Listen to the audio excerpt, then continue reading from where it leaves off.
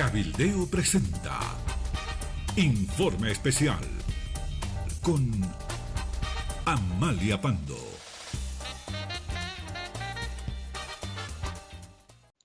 Un éxodo bíblico del que es protagonista el pueblo de Venezuela. Un país sin guerra que ha expulsado a más de 3 millones de personas, casi como los 7 años de la guerra en Siria. De allí salieron 5 millones. Y se cree que, como Maduro no cae, que muy pronto los venezolanos que huyen de su país sumarán 6 millones o más.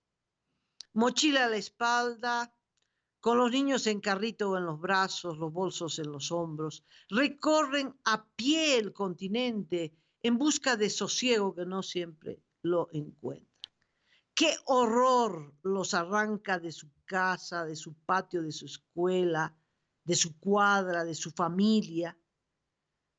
Más de 3 millones de exiliados o de migrantes, pues es más que toda la población del Uruguay. Y sí, como dicen los especialistas, de acá a poco sumarán 6 millones. Es una cantidad que se aproxima al total de la población de Bolivia. Tenemos 10 millones. Usted puede imaginar 6 millones que se fueron. Pues nunca hemos visto algo igual. Nunca ocurrió en nuestro continente algo igual. No salen en busca de la tierra prometida, como los hondureños que se van a Estados Unidos.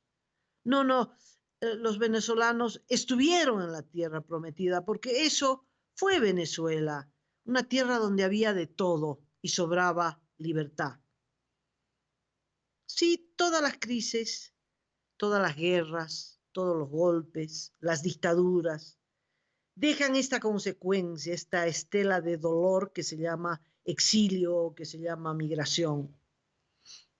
La guerra en Siria, ya les decía, pues dejó 5 millones de gente que tuvo que salir eh, tratando de salvar sus vidas de los bombardeos, de la matanza, un país en el que no ha quedado piedra sobre piedra, y 5 millones pues coparon los países vecinos y pusieron en jaque a Europa entera. Europa que sabe de migraciones. Después de las 2 guerras mundiales, después de la guerra civil española, ¿cuántos europeos se fueron? Miles, miles. Muchos llegaron en barcos hacia nuestro continente, especialmente hacia el Río de la Plata, pero miles, miles de españoles, de italianos, de todas las nacionalidades en Europa que se asentaron en esta parte del planeta. Seguramente algunos volvieron, pero muchos se quedaron, se enraizaron y hicieron una nueva realidad de lo que es esta nuestra América Latina. Los golpes, más que los golpes de los años 70, los golpes militares que recorrieron país tras país, y vino un golpe y salieron miles de ese país, del Brasil, y se fueron a la Argentina, y de la Argentina se fueron a Chile, y en Chile llegó el golpe de Pinochet en el Chile de Allende. Allende se pegó un tiro. El Estadio Nacional se convirtió en una enorme cárcel. Hasta allí llegó mi mamá llevando cartas para los compatriotas que estaban presos de Pinochet. Allí se vio con Simón Reyes y vio sus heridas de la tortura. En fin, el Estadio Nacional fue un símbolo de la persecución, y claro, aquel que podía salvar la vida se fue de Chile, y miles de chilenos, pues se fueron, muchos a Venezuela, y se fueron a Europa y se fueron a todas partes, y 2 décadas de exilio hasta que se reabrió la democracia y muchos volvieron, muchos otros no volvieron. Sí, Venezuela fue un punto en el planeta de asilo de todos aquellos que escapaban de las dictaduras, de la muerte, de las torturas. Eh, Casi una generación de políticos bolivianos pasaron por el exilio en Venezuela. Recordarán esa canción de Nilo Soruco, La Caraqueña. No llores prenda, no llores prenda mía, volveré. No hay mal que dure 100 años, ni cuerpo que lo resista. Claro, la añoranza que provoca el exilio, ¿no? Porque no es un viaje de turismo, estás a la fuerza, pensando todos los días en tu terruño, añorando todo lo que viviste, añorando el olor de tu calle, de tu patio, extrañando a tu madre, extrañando a tu familia, a los amigos, en fin. Y bueno, como Nilo Soruco, muchos otros, Jaime Pazamora, por ejemplo, estuvo allí. Los hijos de Jaime, ahora el alcalde de Tarija, pasó unos años, era un niño todavía cuando estuvo en Caracas. Sí, por eso le cantamos. La caraqueña es un himno de añoranza de los exiliados. Eh, eso fue, eso fue Venezuela, ¿no? Fue un alto a la tristeza del exilio. Y ahora les toca a ellos, lamentablemente. Son millones, pues, que están recorriendo nuestro continente, huidos del hambre, de las enfermedades, de la dictadura, de la intolerancia, en fin.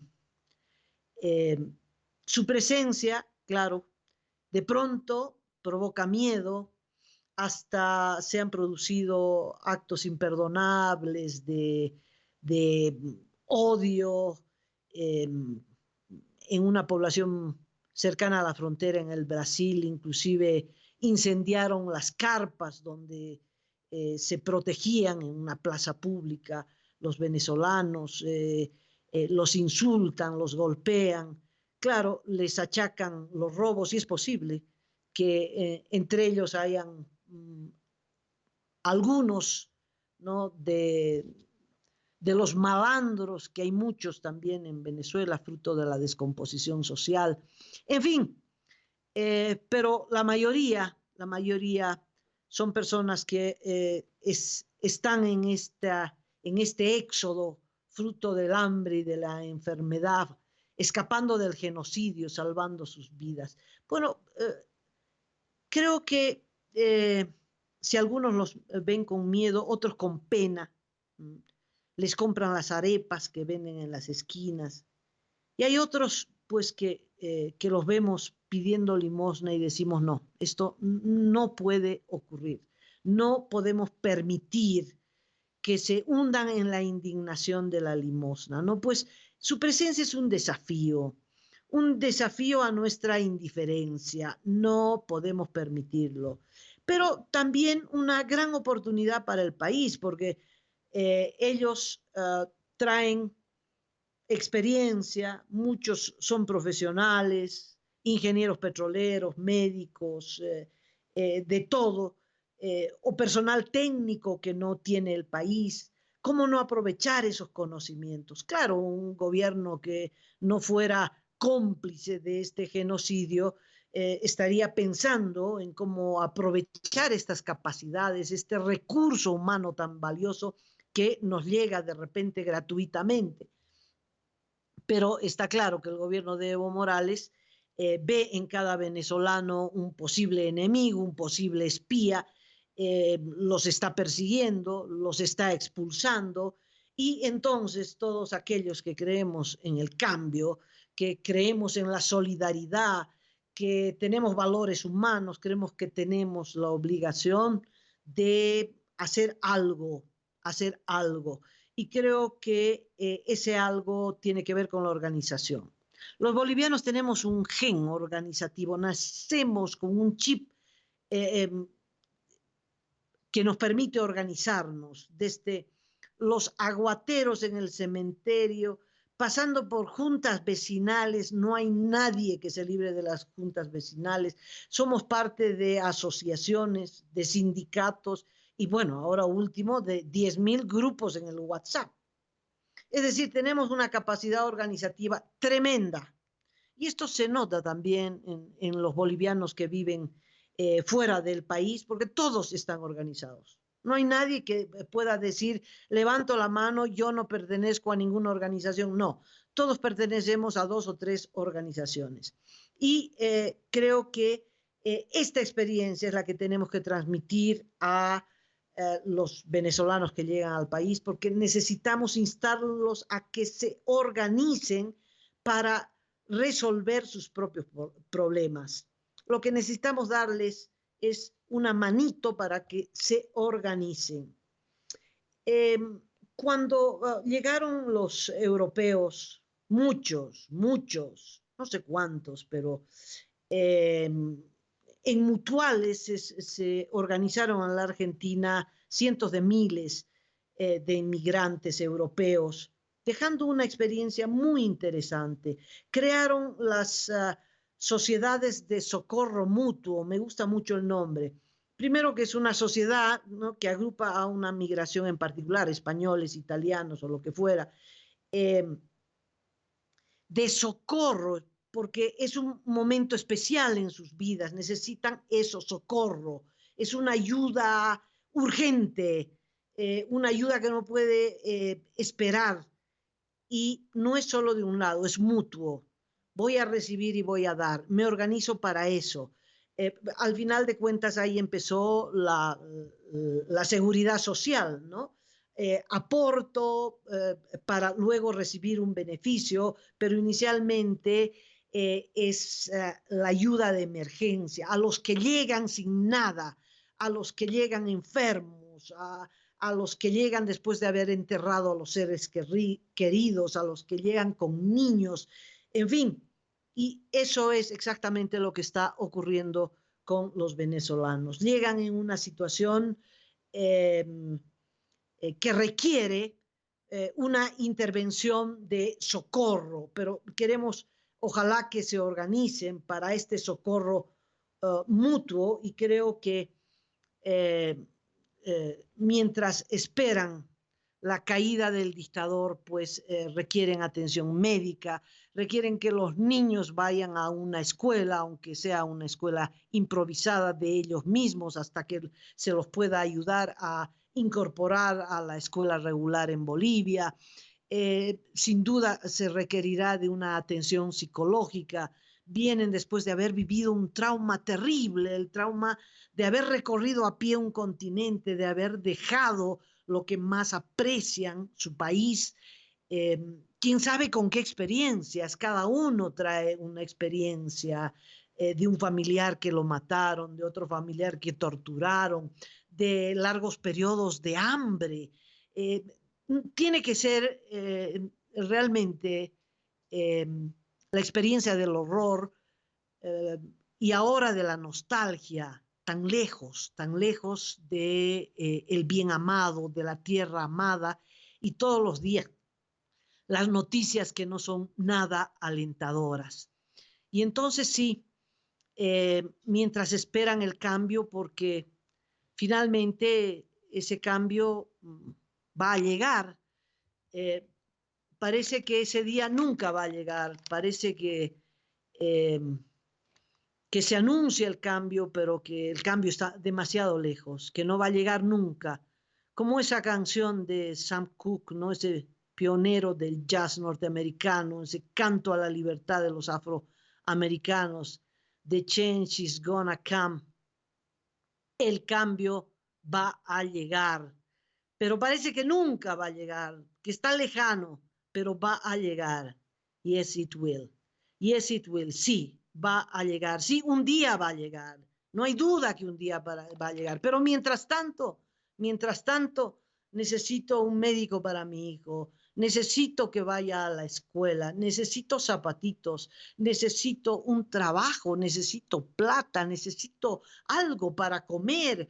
En fin, necesitamos organizarlos, necesitamos, sin duda ya están organizados, ¿no? Pero necesitamos una organización que les permita resolver estos problemas esenciales, básicos. No podemos, allá estaban muriendo de hambre, no podemos verlos que estén acá muriendo de hambre. Creo que las iglesias son las llamadas a hacer este trabajo, a recuperar la tarea, ese brazo social poderoso de la Iglesia Católica, esa ayuda que representaba la Iglesia a la lucha contra las dictaduras, pues juntas de vecinos y sindicatos que pueden ser sedes para esta organización, para recibirlos inicialmente, que no duerman en la calle, en fin, que no pasen más penurias de las que ya han pasado. Entonces, uno está esperando que todos aquellos que pues somos solidarios con Venezuela podamos hacer algo. Ellos son los damnificados de un experimento político y social que salió mal, eh, y como damnificados merecen nuestra atención y nuestra ayuda que el gobierno de Evo Morales no les va a dar. Esa es la diferencia, porque en el Perú es el gobierno, en la Argentina es el gobierno el que tiene la tarea de darles esta ayuda. Acá solo la organización va a permitir resolver las cosas más urgentes. No son muchos, por eso es que me lanzo, ¿no?, a hacer esta propuesta, porque a Bolivia no llegaron muchos, ¿no? No es el millón de refugiados que hay en Colombia, ni el medio millón en el Perú, ni otros 200.000 o más en la Argentina, en Chile, en fin, son cantidades que son inmanejables, ¿no? Pero en nuestro país no son muchos, aunque ya se los ve en la calle, ya su presencia es inocultable. Apelo pues a los comités cívicos, apelo a CONADE, a la Asamblea de Derechos Humanos, a los obispos, a la Iglesia Católica, a Carlos Mesa, a Óscar Ortiz, porque tiene que haber un trabajo serio a favor de los refugiados para que ellos mismos se ayuden, para que sepamos quiénes son, qué conocimientos traen, para ver qué posibilidades de empleo, de escuela y de salud tienen. Para el país es una oportunidad de aprovechar esos conocimientos, esa experiencia. Un gobierno inteligente pues estaría esperando precisamente la presencia de esos técnicos que fueron expulsados de la empresa estatal de petróleo para dar paso a los militares que no saben nada de petróleo y ahí tienen a PDVSA en crisis completa. Bueno, pero esos técnicos salieron de Venezuela y están recorriendo igual con su maletita, su mochilita, el continente en busca de un lugar donde quedarse. Es una oportunidad. Tenerles miedo no resuelve nada. Habrá uno que otro malandro en sus filas, pero pues la mayoría que llega es gente buenísima, traen una experiencia, traen una historia, traen su música, traen sus arepas, ¿no? Y esa forma divertida con la que hablan. En fin, será como ha ocurrido con todas las migraciones, ¿no? Siempre llegan pensando en que ya se van a ir. Nunca se instalan definitivamente, pero se quedan años. Y de acá a poco los niñitos que han llegado pues ya empezarán a hablar con acento paceño, con muchos ya, y o estarán en Santa Cruz hablando con el pues. En fin, se los asimilará, se los va a querer, muchos se quedarán para siempre, muchos serán parte de nosotros, y muchos volverán cuando caiga Maduro, sí, porque muchos estarán queriendo, ¿no?, recorrer las calles de Venezuela otra vez, estarán con esa añoranza como la que tenían los chilenos y que se plasmó en esa hermosa canción de Pablo Milanés. Sí, haremos todo lo posible para que vuelvan cientos de miles, millones a recorrer las calles de Caracas, pero entre tanto necesitamos extender la mano solidaria, no la mano de la caridad, de la limosna, la mano solidaria para que se organicen, para que encuentren una vida digna y que para nuestro país también sea la oportunidad de un recurso humano capacitado, siempre tienen algo que ofrecer, siempre son una oportunidad de crecimiento y esperemos que cuando vuelvan, ¿no? Cuando vuelvan, ellos también hubieran dejado parte de sus vidas acá, que cuando estén recorriendo las calles de Caracas, disfrutando de un nuevo aire de libertad, cuando se acabe la oscuridad en Venezuela, ellos también recuerden allí que una vez algún boliviano les dio la mano para encontrar en esta tierra de el libertador Bolívar, una esperanza, un principio de algo nuevo, que es lo que recibimos muchos bolivianos a los que nos tocó el periplo del exilio. Sí, como Pablo Milanés que cantaba, pues voy a pisar las calles nuevamente de lo que fue Santiago ensangrentada y en una hermosa plaza liberada me detendré a llorar por los ausentes. Sí, no será Santiago, será Caracas, pero sí, no tengo duda, volverán a pisar las calles de Caracas nuevamente. Me despido de ustedes y los dejo con ese párrafo de esa hermosa canción de Pablo Milanés. Con otro informe, mañana aquí en Cabildeo. Yo pisaré las calles nuevamente de lo que fue Santiago ensangrentada y en una hermosa plaza liberada me detendré a llorar por los ausentes.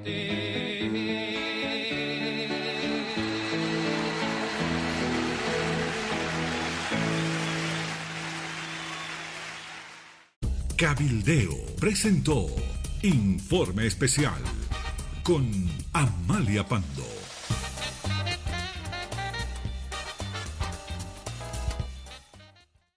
Tipnis no está solo. La madre tiene sus derechos. Esto sí hay que abrir.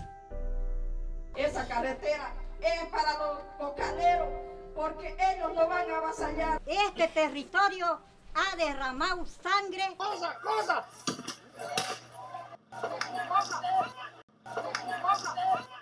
Tipnis no está solo. Esta comisión, en consecuencia, exhorta al Tribunal Internacional por los Derechos de la Naturaleza a sancionar al gobierno del Estado Plurinacional de Bolivia. Entonces ese corazón, esta Bolivia grande, no se va a dejar que su corazón muera. Tipnis no está solo.